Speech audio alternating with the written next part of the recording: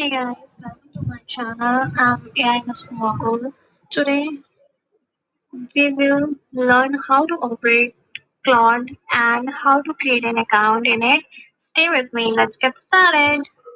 Firstly, we'll learn how to create an account. Open the website, click and continue with Google or continue with email. Verify your email or phone number. If start your chat with Claude support, web, desktop, and mobile access. Now completed your verification process and your account will be ready in just a few minutes. Cloud test mode.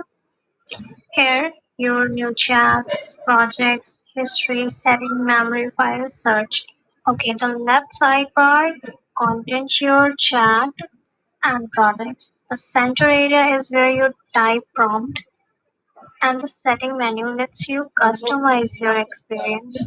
Now choose your prompt, basic prompt, professional prompts, marketing prompts, whatever you like. Fine, I'll choose a marketing prompt. Now I create my project, upload my PDFs, upload Word files, organize chats, use instructions, and many more things. If you guys are learn more, so wait for my next video. Thank you. Hit the subscribe, press